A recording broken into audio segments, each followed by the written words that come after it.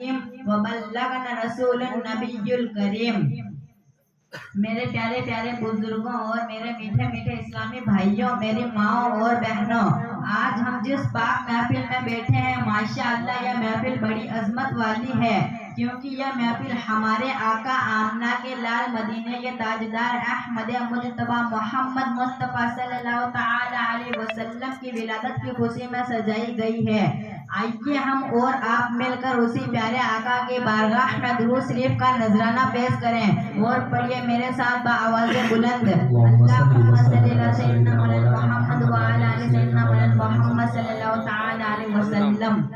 آگاہ اپنی موت سے کوئی بصر نہیں، سامان 100 برس کا ہے پل کی خبر نہیں۔ محترم حضرات، میں اسی مدرسے میں تعلیم حاصل کر رہا ہوں اور آپ ہی کا بچہ ہوں۔ آج میں آپ کے سامنے جو پیاری پیاری باتیں کر رہا ہوں وہ علم کی وجہ سے ہے۔ علم سیکھنے کی کوئی عمر نہیں ہوتی، انسان اپنی پیدائش سے لے کر قبر میں جانے تک علم حاصل کر سکتا ہے۔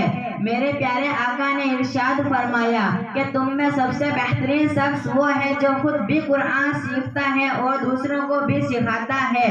میرے پیارے بزرگوں، میں نے جس آیت کریمہ کی تلاوت کا شرف حاصل کیا اس کا مفہوم ہے کہ ہر جان نے ایک دن موت کا مزہ چکھنا ہے، پھر چاہے وہ بڈھا ہو یا جوان یا بچہ، لیکن موت کے آنے سے پہلے ہم اپنے ساتھ اس اندھیری کوٹھری جس میں مرنے کے بعد حشر تک رہنا ہے، جس کو قبر کہتے ہیں، اس میں اپنے ساتھ اپنی مغفرت اور اپنی بخشش کا سامان لیتے چلیے۔ میرے بزرگوں، میں آپ کو بتاتا چلتا ہوں کہ آپ اپنے مرنے کے بعد بھی اپنی بخشش کا سامان چھوڑ سکتے ہیں، اور وہ ایسے کہ سب سے پہلے اللہ کی راہ میں خرچ کریں۔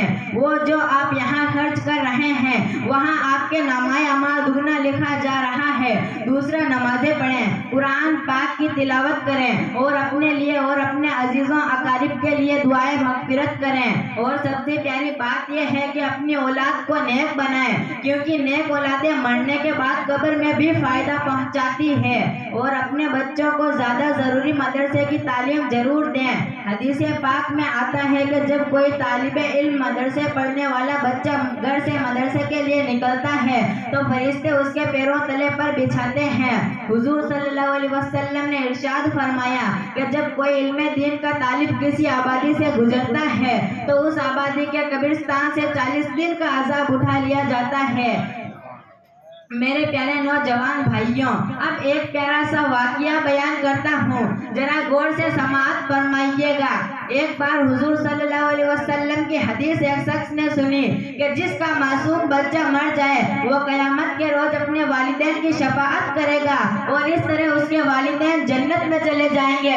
تو اس نے دعا کی، یا میرے اللہ مجھے بیٹا عطا فرما۔ اللہ تعالیٰ نے اپنے فضل و کرم سے اسے ایک بیٹے سے نواز دیا۔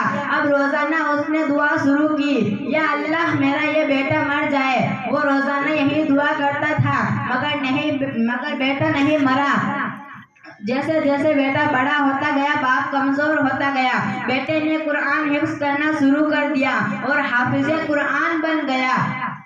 ایک دن وہ حافظ قرآن بیٹا باپ کے پاس آ کر ادب سے بیٹھ گیا اور پوچھنے لگا کہ ابا جان، میں آپ کو دیکھ رہا ہوں کہ آپ کمزور ہوتے جا رہے ہیں، آخر بات کیا ہے؟ تو باپ نے گردن اٹھائی اور بیٹے کا چہرہ دیکھتے ہوئے بولا، بیٹا میری ایک آرزو تھی کہ میرے یہاں بیٹا ہوتا، اللہ تعالیٰ نے میری آرزو پوری کر دی، پھر میں ہر روز تیرے مرنے کی دعائیں کرتا رہا۔ تو بیٹے نے پوچھا، ابا جان آپ کیسے باپ ہیں، میرے مرنے کی دعائیں مانگتے رہے؟ تو باپ نے کہا، بیٹے میری پوری بات تو سن لے، میں نے حدیث رسول سنی تھی کہ جس کا معصوم بچہ مر جائے وہ قیامت کے روز اپنے ماں باپ کو شفاعت کر کے جنت میں لے جائے گا، اسی لیے میں تیرے مرنے کی دعائیں کرتا رہا۔ تو بیٹے نے باپ کا ہاتھ چوما اور عرض کیا کہ ابا جان یہی وجہ تھی کہ آپ اتنے پریشان رہتے تھے، لگتا ہے آپ نے یہ حدیث نہیں سنی کہ حضور صلی اللہ علیہ وسلم نے ارشاد فرمایا کہ جس کا بیٹا حافظ قرآن ہوگا وہ اپنی اگلی اور پچھلی 7 پیڑھیوں کو جنت میں شفاعت کر کے لے جائے گا، اور قیامت کے روز اس کے والدین کے سر پر نورانی تاج ہوں گے، اور قیامت کے روز لوگ یہ پوچھیں گے، اے اللہ یہ نورانی تاج والے کون ہیں؟ تو ارشاد ربانی ہوگا، اے محشر والوں، نہ ہی یہ رسول ہیں نہ बल्कि ये वो वालिदैन हैं जिन्होंने अपनी औलाद को हाफिज़े कुरान बनाया। बेटे की ये बात जब बाप ने सुनी तो उसके आंखों से आंसू आ गए और अपने बेटे को गले से लगा लिया। ये शान होती है हाफिज़े कुरान की।